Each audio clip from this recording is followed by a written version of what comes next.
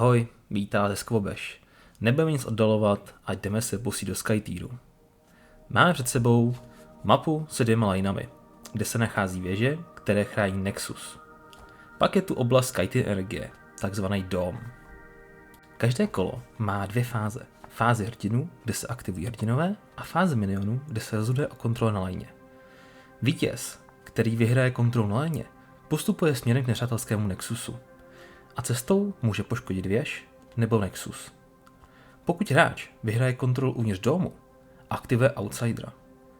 Hráč může zvítězit tak, že splní úkol na kartách vítězství nebo zničí nepřítelovo Nexus.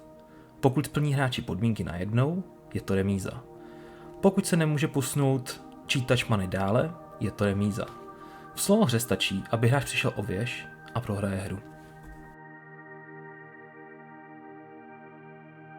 První, co musíme udělat, je vybrat si mapu. Pro solo mod se používá mapa se 2 lineami a pro první hru bych ji určitě taky doporučil. Rozdíl oproti 3 lineové variantě vám vysvětlím. Za prvé, náhodně vybereme 3 karty vítězství a umístíme je na své pozice. Tyto karty představují podmínky, které když hráč splní, tak vyhraje hru. Mapa se 3 lineami tyto karty nemá a jediný způsob, jak zvítězit, je zničit nepřítelovo Nexus jako první. Za druhé, vyberete prvního hráče. V solo režimu začínáte vždy vy. Umístíte kartu SkyTier Flux do své pozice. Za třetí, nastavte počítač many na 1. Dále je draft frakcí a hrdinů. Netýká se to solo hry, protože nemáte s kým draftovat. Pokud by byl zájem, můžu udělat i samostatné video na téma draftování hrdinů a deck building, jelikož vlastním 4 rozšíření. Vezměte si karty hrdinů, žetony frakcí a umístíte před sebe. V solo hře automa používá zjednodušenou stranu hrdinů bez schopností. Zároveň se doporučuje to samé pro první hru hráče. Vezměte žetony hrdinů a podle počtu životů na kartě umístíte pro každého hrdinu odpovídající číslo na počítadle. Umístíte figurky hrdinů na políčka vedle Nexusu. Za automu rozmístíte figurky takto. Rozložení je nakreslené v pravidlech pro solo hru. Každý hráč si vezme balíček svých frakcí o 32 kartách. V solo hře má jeden balíček automa a druhý hráč. Pokud máte rozšíření, můžete mít karet i více. Pro první hru doporučuji využít předdělané balíčky z pravidel.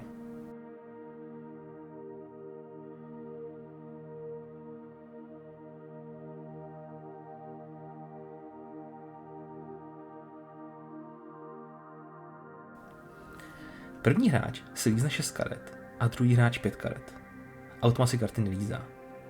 Každý hráč má možnost zahodit karty, které se mu nelíbí, a dolíznout si stejný počet, ale pouze jednou. Postavte 4 věže. Každá věž má 5 životů, 2 velké tokeny a 1 malý. Na mapě se 3 lineami je tam 6 věží. Umístíte 2 žetony kontroly, na mapě se 3 lineami jsou to 3 žetony. Umístíte 2 miniony každého hráče na každou lineu. Všichni mají stejné statistiky, až na to, jak vypadají. Na mapě se 3 lineami jsou to 3 a 3 minioni na prostřední lineu. Jako poslední vyvolejte outsidera, umístíte jeho kartu a figurku na pozici. Bohužel mapa se 3 lineami potřebuje 2 outsidery. Má 2 zóny SkyTier energie, takzvané domy. Není tedy možnost hrát bez rozšíření outsiderů. Zbytek žetonů umístíte podél desky. Pro solo hru ještě musíme udělat jeden krok. Pokud máte vytištěné karty automy jako já, tak doporučuji rozdělit podle hrdinů, zamíchat a umístit na pozici.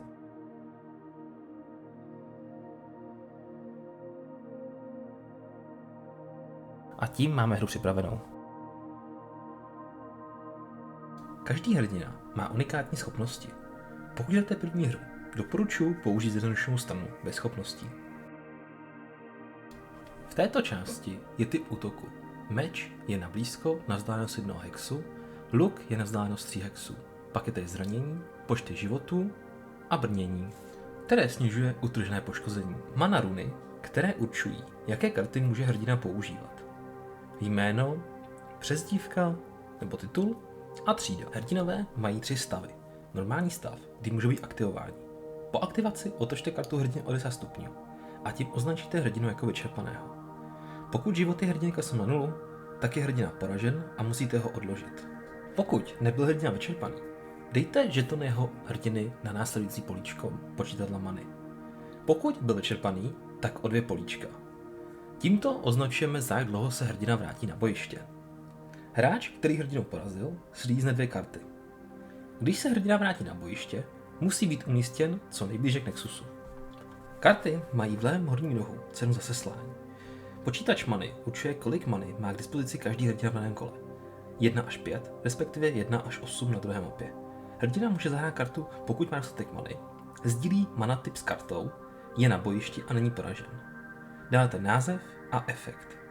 Pak typ karty. Buď je to akce, ta má 1 šipku ve znaku a může se hrát pouze při aktivaci. Nebo reakce, ta má 2 šipky a ta se může hrát skoro furt, i když je hrdina vyčerpaný. V pravém horním rohu je modifikátor pro skirmish akci. Některé karty mají nahoře obrázek hrdiny. Je to ultimátní schopnost a lze zahrát pouze daným hrdinou. Na hrdiny může být aplikovaná kondice. Těch je několik druhů a každý hrdina může mít pouze tu jednu a tu samou jedenkrát. Na hrdinovi jsou kondice až do příštího vyčerpání. Zpomalení hrdina má o 2 menší pohyb. Zrychlení hrdina má o 2 větší pohyb. Zuřivost hrdina může zaútočit 2krát. Pokaždé to ale stojí akční bod. Odzbrojení. Hrdinovo útoky a skirmish akce mají poloviční zranění zaokrouhlenou nahoru. Minioni jsou všichni stejní, liší se pouze vzhledem a mají 0 brnění a 1 život. Po poražení je vrata na Nexus. Ve fázi hrdinů je na výběr 5 různých akcí a každý hrdina má 3 akční body. Nemůžete použít 2krát stejnou akci a můžete použít 1 až 3 akce. Záleží to na vás. Pokud použijete jenom 1, musíte hrdinu vyčerpat a zbylé akční body propadnou.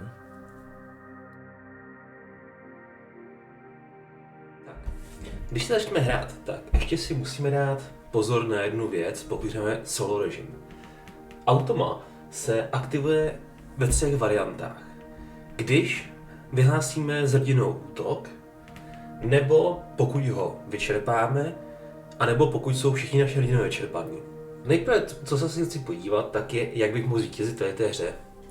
Mám tady kartu vítězství taktik. Tam mi dá vítězství, pokud vyhrajou control token 6krát. Což by se mi teoreticky mohlo povést ve dvou kolech, kdyby vyhrál na jedné lajně, na druhé lajně i v domu. Pak tu mám onslaught. To mi říká poraž 3 nepřátelské hrdiny. To bych taky se mohl pokusit. Ale nejspíš do čeho já půjdu, tak je tady vítězná karta, že musím zničit levou věž. Tak aktivuju Gulbarna. První, co udělám, je pohyb. 1, 2, 3. Tím pádem mi na Gulbarnovi zbývají už jenom 2 akční body. Teď udělám worship akci, což u Liotonu znamená, že sama sebe nebo jiného liotanského hrdinu můžeme shapeshiftnout. Já shapeshiftnu sama sebe, takže si Gulbarna označím žetonem a tím tady funguje jeho schopnost Feral Majesty a Ursin Rage. Zbývá mi už jenom jeden akční bod. A ten poslední akční bod tak použiju na skirmish akci, protože Gulbarn má ve skirmish plus 1 damage, když je shapeshiftlej nebo nějaký hrdina v jeho okolí.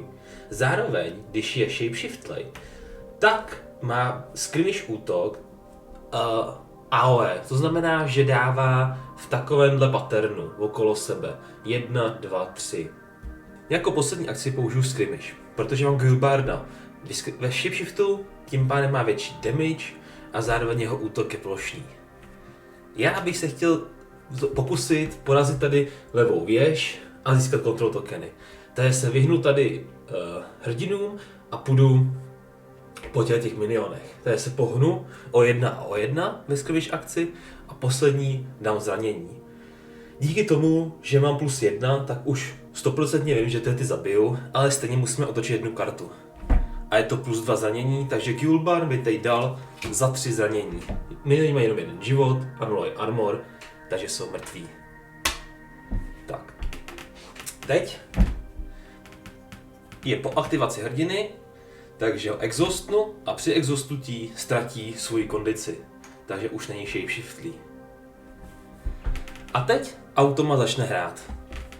Nejblíž k našemu vyčerpanému Gilbarnovi je Kotlik a Tlakali. Já si beru třeba Kotlika.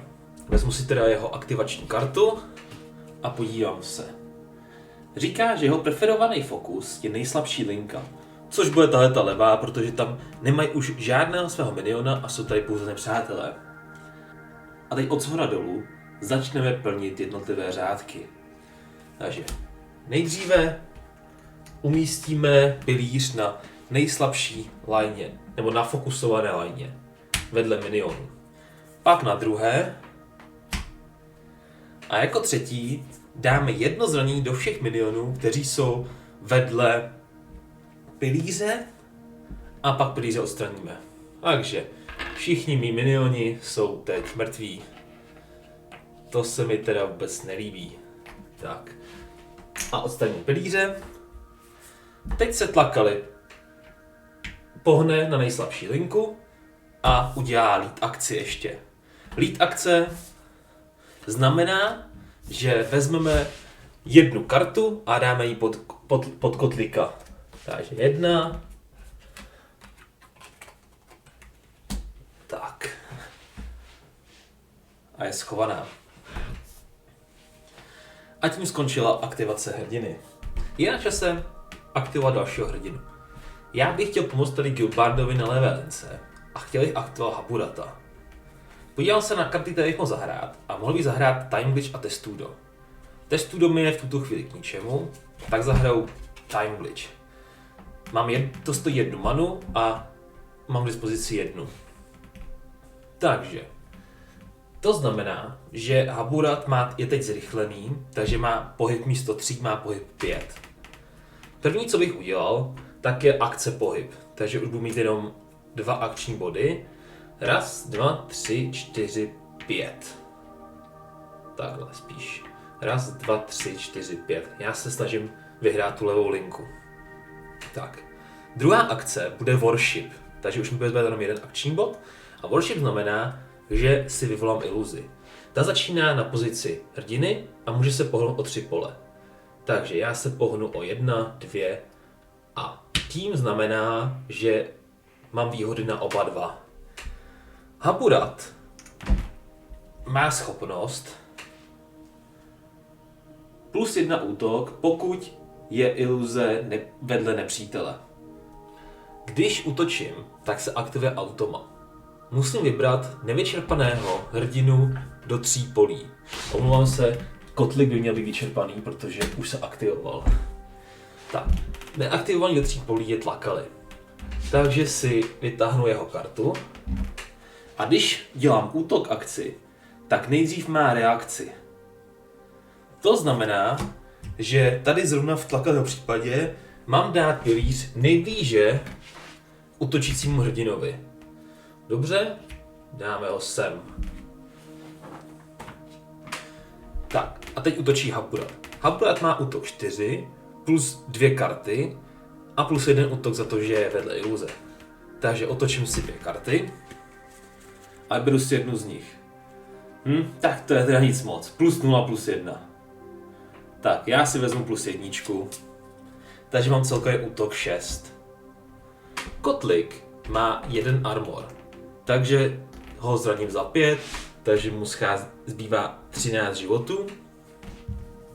A teď se aktivuje Tlakali. Preferovaný fokus, nejbližší asasin. Nejbližší asasin vzdálenosti do 3 polí není, takže půjde prostě to pro to, co je nejhorší pro mě. Tím pádem půjde buď po Gilbarnovi, anebo po Haburatovi. První move toward her focus. Tak. 1, 2, 3 za Gilbarna. Pak. Ten fokus získá zpomalení a disarm. Takže dáme 1 a 2. Dáme na Gilbarna.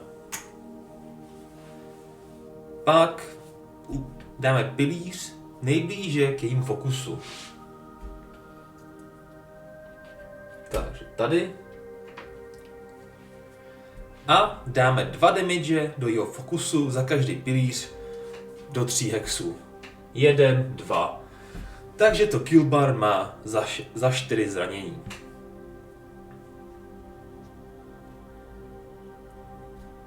Jelikož má brnění 1, tak to má za 3. A tím máme vyřešeného Tlakaliho. Nebo vyřešenou Tlakali. Habudata vyčerpáme. Odstraníme token zrychlení. A můžeme odstranit kartu.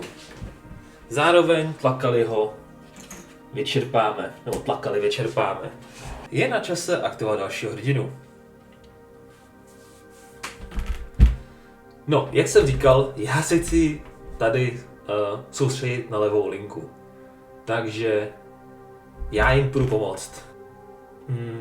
Koriov útočí na dálku, takže to uděláme tak, že se pohnem, uděláme. No, tohle je zajímavé, jelikož je na dálku a já potřebuji viditelnost na nepřátelského hrdinu, abych mohl střílet, tak je to celkem prekérní situace. Jelikož, když půjdu sem, 1, 2, 3, tak bych kotlíbil do vzdálenosti 3 polí. Jenže tyhle ty bílý ohraničení domů tak blokují viditelnost. Takže nemůžu střílet. Takže 1, 2, 3 a budeme střílet na Tlakali. To byla první akce. Druhá akce bude ten útok. Takže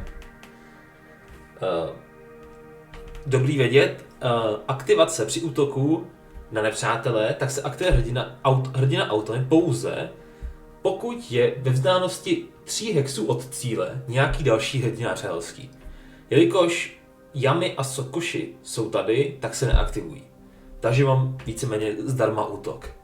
Takže útočím, Goriov má útok 3 plus 1 kartu a je to plus 0. Takže to je jenom za 3 zranění. A Tlakali má 2 armor, tak je 1 armor, tak dostane za 2 zranění. Takže jde na 14. Tak, to byla moje druhá akce. A poslední akce, kterou udělá Goriov, tak bude, že shapeshiftne Killbarna. Worship akcí. A Goriova exhaustneme. Tím, že takhle jsem shapeshiftnul Killbarna, tak to má na celé příští kolo. Sice má tady 2 další efekty, což je trošku nepříjemné, ale i tak si myslím, že to bylo dobrý rozhodnutí. Tak. A teď aktivuju posledního svýho hrdinu. Je to Akuty. Tak, a co uděláme? No. Já bych chtěl zkusit ještě bojovat tady v domu o vládu nad outsiderem. Takže půjdu sem 1, 2 a 3. Tak. A teď, jelikož Akuty je taky střílená jednotka, tak můžu střílet na Yami. Nejdřív ale ještě jako druhou akci udělám worship, tady si budu projektovat svého hrdinu a 1, 2, 3 pohnu iluzí sem. Tak a teď. Poslední akce bude tedy útok na Yami. Yami se teď aktivuje, protože je cílená. Takže vezmeme její kartu a podíváme se, co má. V reakci útočící hrdina je disarmovaný. To je nepříjemný. Takže Akuty je disarmovaný a můžu útočit. Líznu si 1 kartu. Super, plus 2. Takže máme 4 útok. Jelikož jsem ale disarmovaný, tak je útok jenom poloviční a Yami má 1 armor, takže jí zraňuje jenom za 1, což je opravdu slabota. Teď mi došlo, že když jsem tady chtěl bojovat o nadvládu, tak jsem spíš měl dát lead akci, abych si zajistil nadvládu. No, co? Ukážeme si to v příštím kole. Tak a teď provedeme aktivaci Yami. Yami má preferovaný fokus, nejbližší linku s nepřátelským hrdinou. Nejbližší linka s nepřátelským hrdinou je hrozně daleko, takže bude fokusovat Akutyho. První co, Yami dostane rychlost a frenzy. Další je speciální a ta říká, že nepřátelského hrdinu máme posunout k Yami co nejdále od control tokenu. Což si myslím, že bude asi tady. V pravidlech se úplně nic neříká o tom, co může automat dělat, když má frenzy. Pro hráče to znamená, že může použít útočnou akci dvakrát. Já tedy zahraju to tak, že Yami zaútočí teď dvakrát. Aktivační karta říká, že má zaútočit na toho hrdinu, který byl speciální schopností sem poslán. Takže zaútočíme dvakrát na Akutyho. Akuty nemá žádný armor, takže první útok je 2 plus karta, to jsou 3 damage, a druhý útok je 2 plus 1, to jsou taky 3 damage. No, takže Akuty to má za 6. Tím pádem jde na 10. A ještě Yami bude leadovat. Takže 1 pro Yami. Vyčerpáme Akutyho. Efekt jde pryč. Vyčerpáme Yami. A efekt jde pryč. A poslední, kdo nás bude aktivovat, je Satoshi. Jeho fokus je nejbližší nepřátelský hrdina na lině. Takže to bude tady Haburat. Jenže, i kdyby se pohnul, tak není viditelný. Takže se jeho fokus dá na nejbližšího hrdinu, což je Akuty. První schopnost říká, že máme aplikovat znamení na nejbližšího hrdinu, který není fokusem, což je Haburat. Takže Haburat dostane znamení. Poté se pohneme směrem k fokusu. 1, 2. Zaútočíme na fokus, což je Akuty. Takže Satoshi má útok 3 plus 2 karty. A plus 3 plus 1, to je samozřejmě beru plus 3. To je Satoshi útočí za 6. Takže to máme za 6 a Akuty na 4 životech. Pak tu máme speciální schopnost, dejme 4 zranění do označeného hrdiny, který je do 3 hexů od fokusu. Fokus je Akuty, takže do 3 je Haburat. Takže tento má za 4 zranění, tady na 14. A pak dáme ještě 2 zranění do fokusu, což je Akuty, takže ten na 2 životech. A pak se pohneme o 2 hexy k nejbližšímu křoví. A křoví máme tady, takže se pohneme do křoví. Takže Satoshi je vyčerpaný.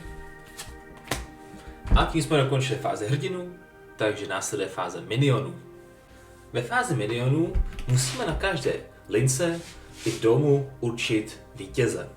Vítěz se určuje tak, že každý hrdina a každý minion, který má viditelnost, to znamená, je do vzdálenosti 3 hexů ke control tokenu a není blokovaný, přičítá 1 ke kontrole. Takže začneme tady na pravé straně, která bude úplně nejjednodušší. Máme tady 2 minioni, což je 2, plus Satoshi, což je 1, takže to jsou 3. Já tam nemám nikoho, takže já mám 0. Satoshi nemá lead kartu, takže to furt na 3 a tím pádem vyhrávají o 3. Teď se vezme rozdíl mezi našimi čísly. Jakože já mám 0 a oni 3, tak vyhrávají o 3 a tím pádem můžou udělit zranění. Kdyby to byli mý minioni, tak se nejdřív dává zranění do minionu. Jelikož tady minioni nejsou, tak jde do věže. Takže odečtu 3 životy z věže. Tak to se mi moc nepovedlo. To nebylo úplně nejlepší. Tak, máme vyřešenou 1 linku. Teď tu máme druhou linku. Tak, a teď se podíváme na druhou linku. Tam už to bude možná trošku složitější. Všichni, kdo vidí na control token do 3 hexů, jsou mý 3 hrdinové a 2 nepřátelský. Nejsou tady žádný minioni, takže je to 3:2. Jenže Kotlik má lead kartu. Pokud by měla i Tlakali lead kartu, tak se otočí obě karty, ale může se přičíst pouze jenom jeden bonus. Je tady jenom Kotlik, tak se podíváme, co má Kotlik. A sakra. Tak to je přesně to, co jsem nechtěl. Protože když se karty lead, tak se přičítá mana cost. Takže to je 3, takže je to 5:3. Jelikož první se dává do minionu damage, minioni to nejsou, tak můžou dát 2 zranění do věže, protože 5 minus 3 jsou 2. Tím máme vyřešené linky. A další, co se musí udělat, tak je, že se pohne s control tokenama. Pohne se o tolik, o kolik je rozdíl. Takže tady pohneme 1, 2, 3 a musíme přemístit miniony. Další, co se dělá, je, že se spawnují minioni. Nejdříve spawnuje vítěz. Takže 1 a 2. Pro mě je nejhorší, aby byl co největší tlak tady na moji stranu, protože pokud ztratím věž, tak jsem v solo režimu prohrál. Takže to je určitě pro mě nejhorší varianta, proto to udělám. No a jelikož já si chci bránit, tak jsem naspawnuju taky 2. Takže takhle. A teď vyřešíme kontrolu v domu. Je to 1:1, ale Yami má kartu leadu. Takže se podíváme a bohužel je to 1, takže vyhrávají 2:1. Kdo vyhraje kontrolu v domu, tak může naspawnovat outsidera. Takže v solo režimu si vezmeme kartu outsidera, podíváme se, jaký má fokus. Fokus je nejvíce zraněný hrdina. Takže ho naspawnujeme tak, aby byl v dosahu nejvíce zraněného hrdiny, což je tady. A teď je na čase udělat všechny akce s outsiderem. Normálně ve hře 2 hráčů má outsider klasicky 3 akce, jako má hráč. V solo režimu má opět kartičku. A první věc, kterou musíme udělat, je ho dát do 3 políček od jeho fokusu a co nejvíce nepřátel. Vždycky musí být outsider aspoň jedním políčkem uvnitř domu. Takže ho dáme takhle, protože teď je ve vzdálenosti 1, 2 a 3. To je dobrý. Zaútočí na jeho fokus. Outsider je střelecká jednotka do vzdálenosti 3. Lízneme si jednu kartu a podíváme se. Je to +2, takže je to za 5. A tím pádem nám umírá Akuty, protože měl jenom 2 životy. Akuty je vyčerpaný, takže se může oživit až ve 3. kole. Jeho iluze je taky zničená a jeho figurka jde zpátky na Nexus. Další věc je, že má outsider porazit nejbližšího miniona v jeho viditelnosti. Žádnej tu není, takže se nic nestane. A pak outsider naspawnuje jednoho miniona. A jako poslední outsider naspawnuje miniona. Spawnovat miniona můžeme jenom tam, kde máme viditelnost control tokenu, takže je to do domu. Normálně se spawnovat miniony do domu nemůžou, ale v automatu může dělat. Z kola. Takže discardujeme všechny karty.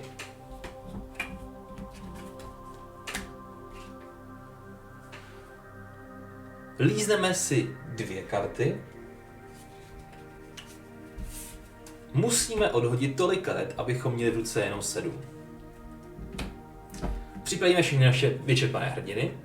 Zvedneme mana counter. A kdyby se mohli naspawnovat nějakého poraženého hrdinu, tak ho naspawnujeme. Ale Akuty se oživí až příští kolo. Pokusím se tady zvrátit tuhle druhou stranu. První, co udělám, bude, že aktivuju Goryofa a shapeshiftnu ho. Takže používám worship akci. Díky tomu získá fast. to je jeho schopnost. A může se tedy pohnout až o 5. Takže pohneme se 1, 2, 3, 4, 5. Druhá akce budu určitě dělat lead akci. A teď dělám ještě skirmish akci, abych se zbavil nějakého miniona. Takže ještě 1, 1 a skirmish akce. Jelikož mi není jeden život, tak ho určitě zabiju, takže +0 a zbavím se třeba tohodle. A jako poslední akci, tak mu dáme lead akci. Takže mám tu 3manové, které určitě teď nevyužiju a určitě bych se chtěl tady toho zbavit. Je to, když vezmu lead akci, tak mám 3, 4, 5, 6 ku 4. To by mě možná mohlo zachránit. Tak, tím se Gorjov vyčerpá a jeho efekty nebo jeho kondice jdou pryč. Když se vyčerpal, tak do záři 3 je Satoshi, tedy ten se aktivuje. Trvaný fokus Satoshiho je nejvíce zraněný hrdina. Gorjov a Haburat jsou oba na 14, ale Gorjov je v jeho viditelnosti, takže to bude jeho fokus. Teď se pohne Satoshi směrem k fokusu, ale on na něj vidí a je dostatečně daleko od ostatních a v křoví má výhodu krytí, takže zůstane v křoví. Teď aplikuje znamení na 2 nepřátelské hrdiny, zaútočí na Gorjova. Zároveň, že ten útok i zranil všechny ostatní hrdiny, které jsou v jeho okolí 3 hexů, ale nikdo tam další není, takže zaútočím na Gorjova. Tak se podíváme. Je to +0, takže to je za 3. Gorjov má 0 armor, takže je zranění za 3 a je to 11. Vyčerpáme Satoshiho a jdeme hrát s druhým hrdinou. A jako dalšího bych chtěl aktivovat Guilbjarna. Bohužel má své zpomalení a odzbrojení, ale to nevadí. Takže nejdříve se budu chtít pohnout. To je snížený na 1. Takže se padne o 1. Tím pádem slow už netrápí a můžeme dělat skirmish akci 1 a 1 a zaútočit. Díky tomu, že je shapeshiftlý, tak má +1 k útoku, +2, to jsou 3. Snížil na polovinu díky odzbrojení, ale zaúkol nahoru, což je 2. Takže Kotlik a Yami to mají za 2 zranění. Bohužel oba mají jeden armor, takže dostanou jenom pouze 1 zranění. I tak si myslím, že to bylo ale dobrý. No a jako poslední akci, tak budu chtít udělat league akci a pokusím se vyhrát tady boj o outsidera. Použiju 3manovou kartu. Tím jsem potřeboval všechny jeho akce, vyčerpám ho a dám z ní všechny kondice pryč. Když jsem vyčerpal hrdinu, tak se aktivuje nejbližší hrdina, může to být Kotlik anebo Yami. Já si myslím, že teď by se mohla třeba aktivovat Yami. Takže preferovaný fokus Yami je teď nejbližší linka. Jako první se pohne směrem k lince. Takže může tady udělat 1, 2 a 3. Tím pádem je na lince. Teď zaútočí na miniona, který by byl k ní vedle. Žádný takový není, takže jdeme dál. Teď bude lídovat. Takže vezmeme si 1 kartu a lídujeme. Pak dá znamení na vyčerpaného hrdinu. Nejblíže je Guilbjarn, tak to na Guilbjarna. To je vlastně jediný hrdina, který ještě nemá znamení, protože Akut je mrtvý. A jako poslední, tak aktivuje nejbližšího připraveného hrdinu. To je docela nepříjemné. A nejbližší připravený hrdina je Kotlik. Vyčerpáme Yami a aktivujeme Kotlika.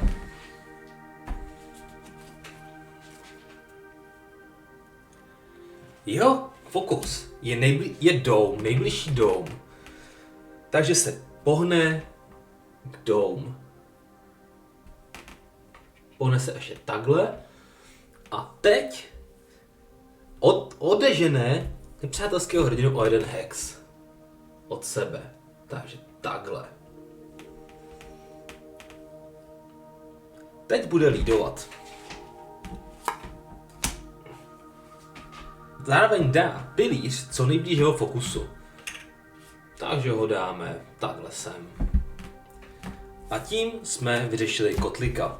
Takže kotlika můžeme vyčerpat. No a mě zbývá jako poslední jenom haburat, takže aktivujeme haburata. Tak, já na haburata zakouzlím zrychlení, takže má 5 pohyb. Tak, já bych se chtěl určitě pokusit vyhrát na té laně, kde prohrávám. Takže 1, 2, 3, 4, 5 pohyb, skirmish akce, 1 a 2 a zabiju miniona. Musíme otočit kartu, bohužel jsem spálil +3. A jako poslední akci, já tu akci nevyužiju a takhle mi to stačí. Takže haburat je vyčerpaný, kondice jdou z něj pryč. A kartu taky můžeme odstranit. No, necháme ji tam, aby bylo jasné, že byla 1 mana vyčerpána. A jako poslední aktivaci zbývá tlakali.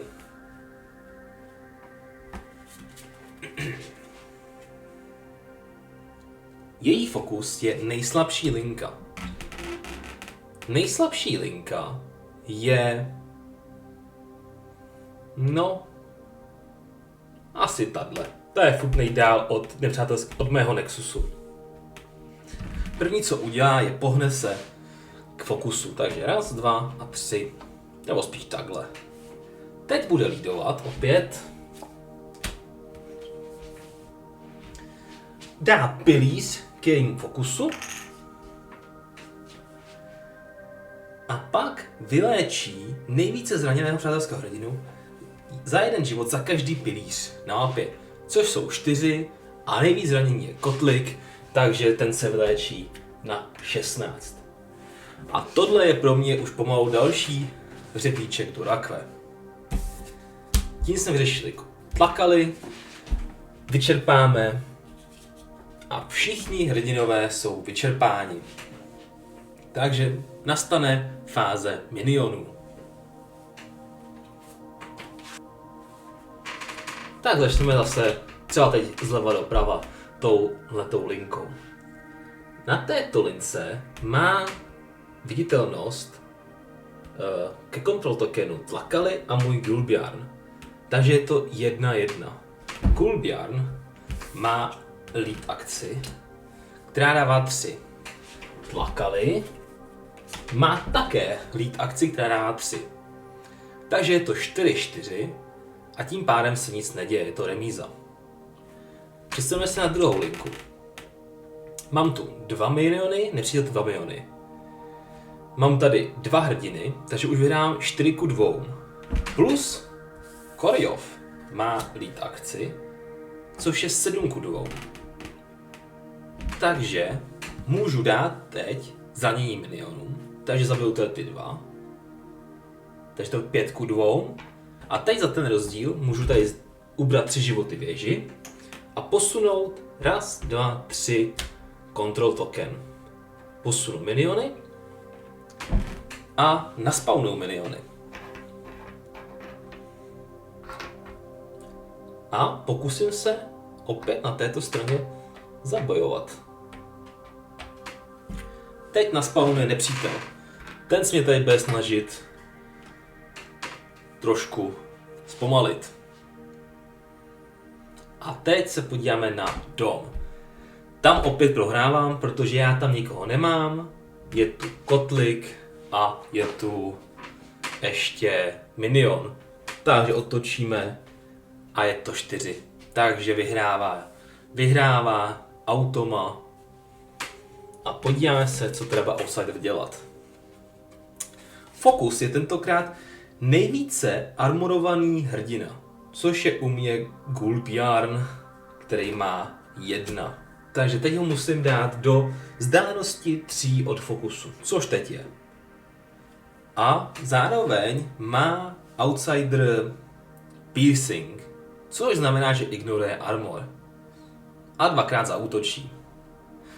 Takže jdeme útočit. Poprvý +1, takže to má Gulbian za 4 na 11.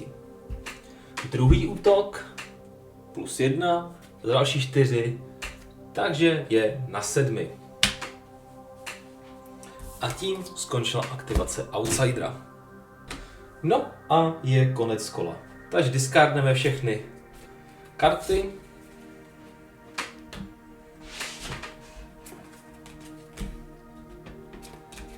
Já si 2 dolíznu.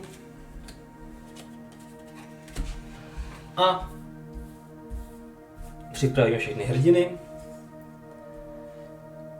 Jelikož jsem vyhrál na lajně, tak si se můžu dát jeden victory point. Protože jsem vyhrál tady 1 kontrolu. No, posuneme mana token a můžeme naspanovat Akutyho. Takže Akuty má 16 životů a je ve hře.